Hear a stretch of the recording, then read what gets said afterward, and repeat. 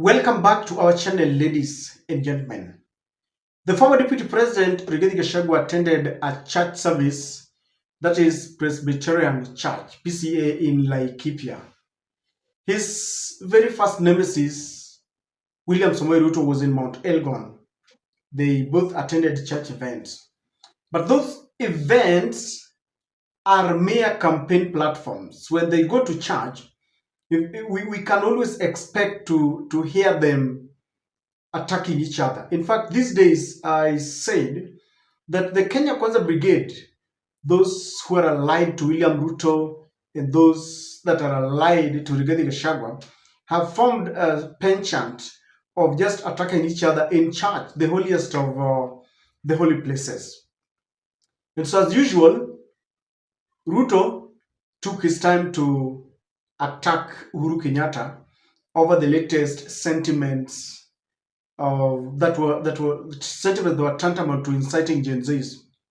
Rigathi Gachagua, as usual, took that moment and made shocking revelations about perhaps the beginning of their differences with William Ruto, or when he first suspected that William Ruto was up to no good and he didn't mean well to the Mount Kenya fraternity. Rigathi Gachagua revealed that during the nomination of MPs to IALA, East African Legislative Assembly, they had agreed with William Ruto to present certain candidates. But William Ruto instructed MPs from Rift Valley to vote out leaders from Mount Kenya. Not only that, Rigathi is saying that he has laid down a plan that will take William Ruto home. Already, he has declared William Ruto a one-term president. That is saying that they have the numbers, all they need is unity to ensure that they have their votes in one basket.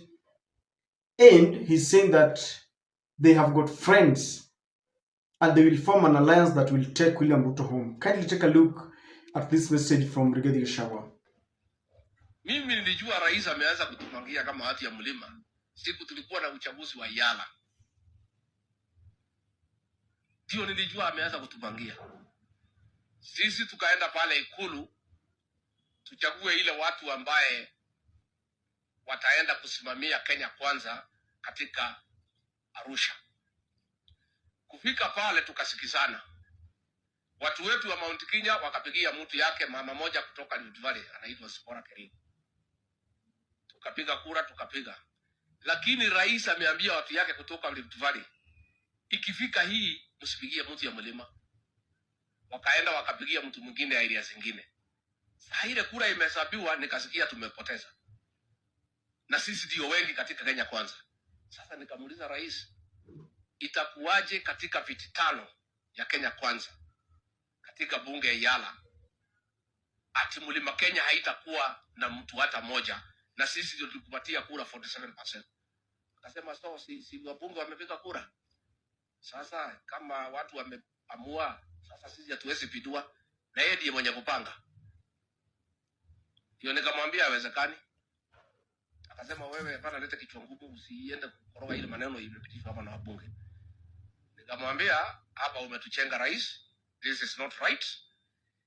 This is being deceptive. Hawa bunge nikawaita ofisi yangu.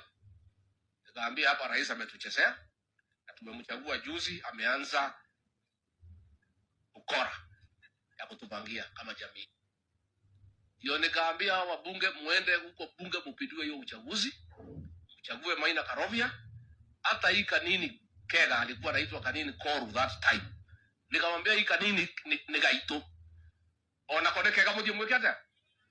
Watu wangu wa UDA walienda wakachagua kanini Kega. Tukachaguliwa viti 2. Hapo ndio nilianza kujua huyu rais alitutumia kama jamii. Alitutumia kama jamii tumpitishe. Kufika pale akatugeuka. Ndio naona hapa hakuna barabara, hakuna maji, hakuna stima, hakuna chochote ametufanyia katika mlima Kenya. Sasa tuko 2.5 years. Nataka kuhakikishia nyinyi, this Mount Kenya region God willing, Mungu akituonekania, I will lead this region into government, and a government that respects them and works for them. Na hiyo itafanyika. We have the numbers. All we need is to create unity and get the right friends. Na marafiki ni wengi sana, na tuko na marafiki wengi, na tutafaulu, na tutajipanga vizuri, tusijikute pahali tuko todo weka maheti ati oru na weka hata.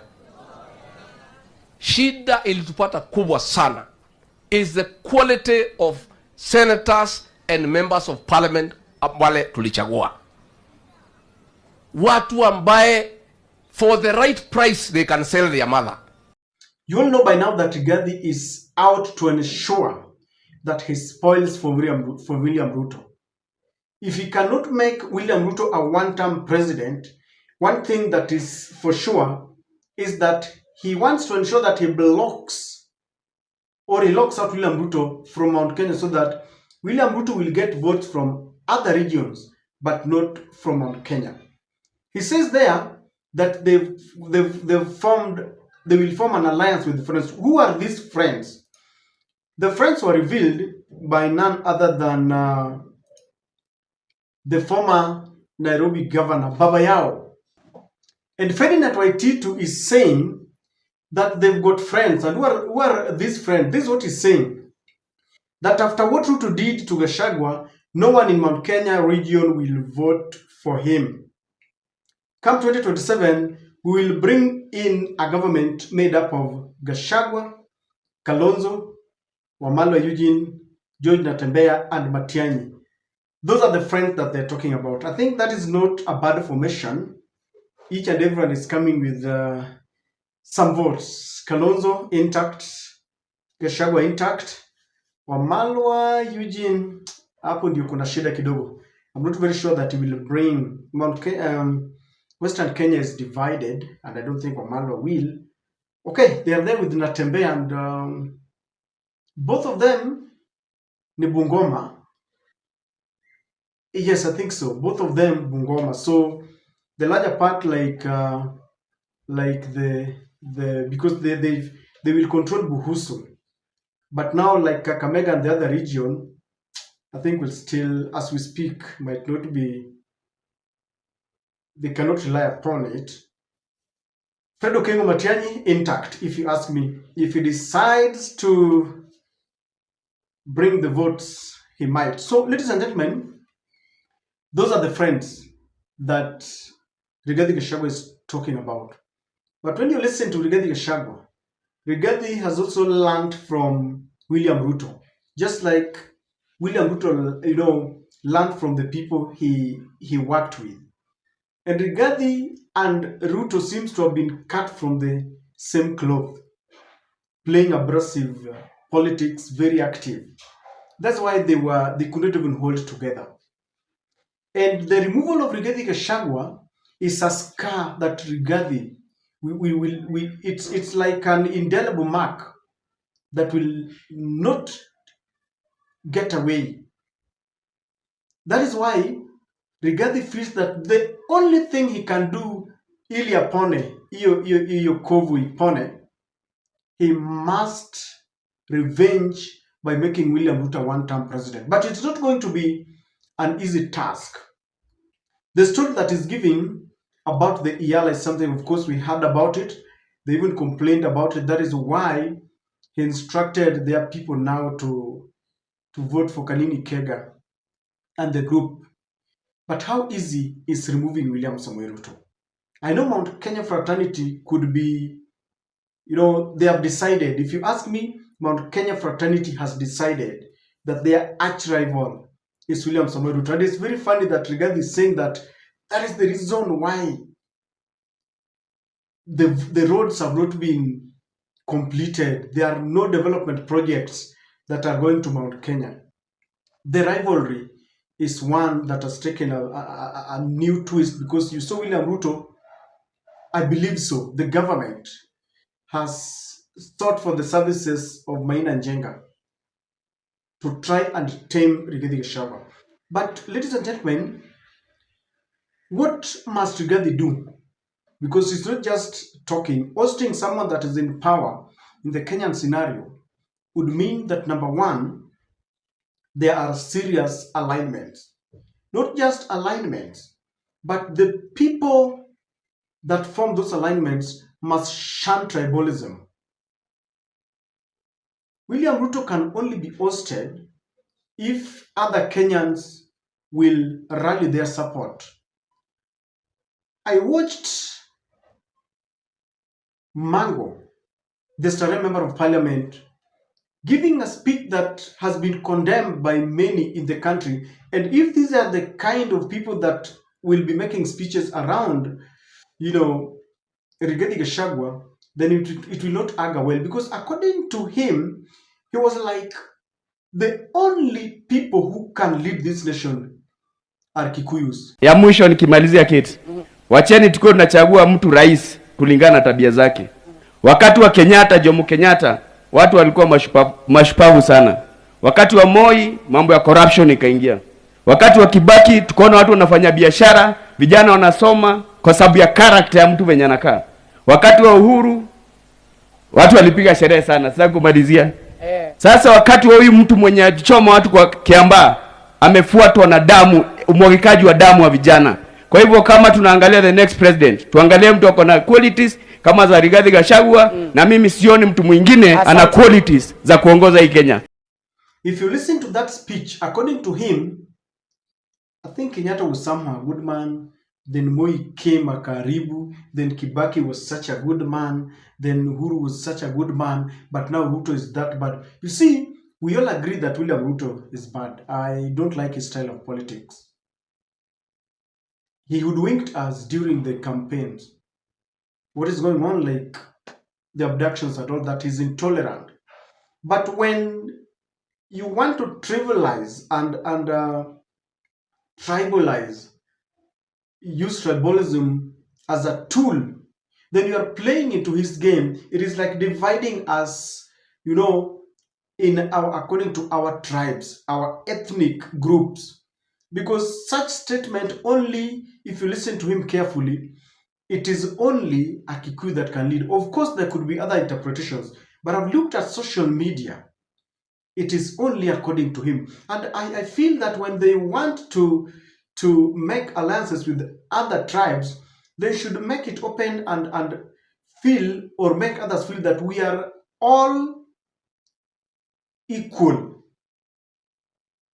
So that people don't look at them as if they're not there, then hakuna serikali inaweza tengenezeka. I just want someone to work on the leaders, those who want to give speeches, to ensure that by the end of the speeches, people who want to, there are people who are tired of Ruto, tired of Raila, tired of the other group, and they're looking for an alternative. And you might despise what I'm saying now, ensure that you create a conducive political environment, so that those who are tired on the other side will find you as an alternative.